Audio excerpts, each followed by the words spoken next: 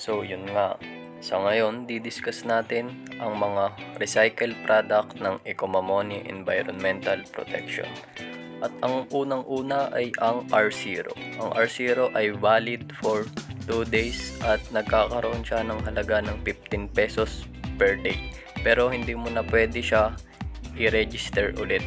Ang kagandahan dito, kapag sumali ka pa sa group ng Ecomamoni, magkakaroon ka pa ng another 30 pesos. Kaya ang total na magiging income mo ay 60 pesos.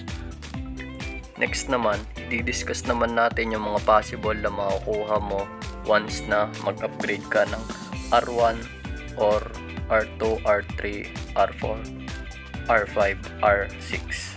Once na nag-upgrade ka sa mga yon, kahit saan dun, sa 15 days, magkakaroon ka ng additional 50 pesos at sa 30 days naman, magkakaroon ka ng 150 pesos. Kailangan daily yung claim mo kasi kung hindi daily, magre-reset yon into day 1. At pag nag 60 days ka naman na nag-claim, makakuha ka ng 500 pesos at 100 days claim 3,000 pesos. At kung na tapos mo ang 365 days na pagki-claim, makakatanggap ka ng iPhone 15 na nagkakahalaga ng $1,000. Next naman, i-discuss naman natin ang R1, ang recycle product na glass. Ito ay nagkakahalaga ng 400 pesos, valid na siya for 365 days or 1 year. 10 pesos pala ang makukuha mo dito per day at sa loob ng isang taon, ang possible income mo ay 3,650 pesos. At pwede mo na ring ma-meet yung mga daily task claim nito na ang 15 days, tsaka 30 days, 60 days, 100 days, and 365 days. At may additional 50 pesos ka pa pala once na gumawa ka ng certificate ng Ecomamoni Environmental Protection. Ganito nga pala ang itsura niya. Kagandahan yan, kapag nagkaroon ka na ng certificate at nakapagpa-picture na hawak mo yan at nasend na sa GC, magkakaroon ka ng 50 pesos.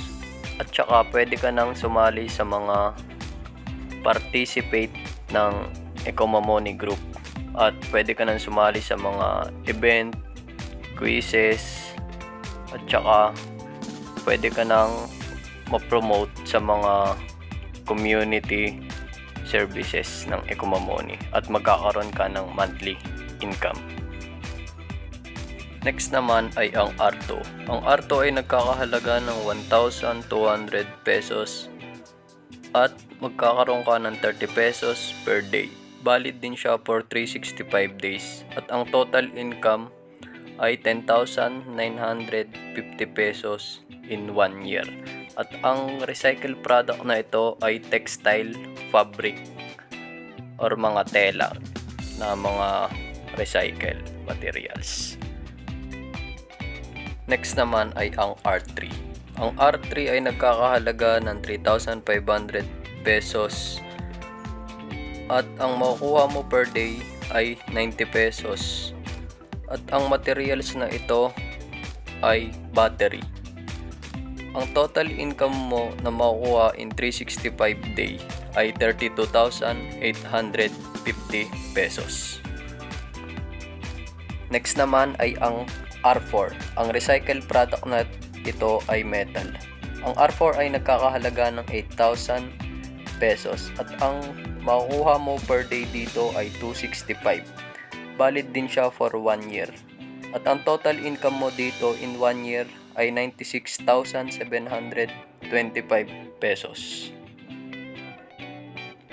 Next naman ay ang R5.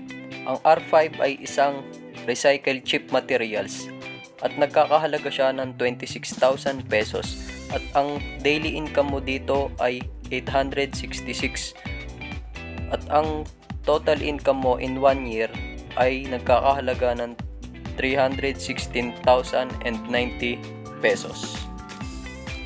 At ang huling recycle product ay ang R6.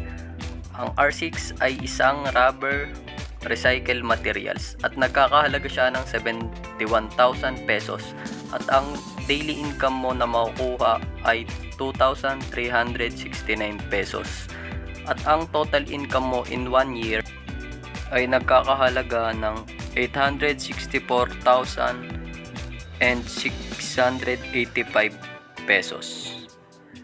Kaya ano pang hinihintay nyo? Join na! At huwag nyong kakalimutang i-like ang ating channel, subscribe para sa more updating videos tungkol sa Ecomomoni Environmental Protection at sa mga iba pang extra income na pwede nating pagkakitaan. Salamat sa panonood. Bye-bye!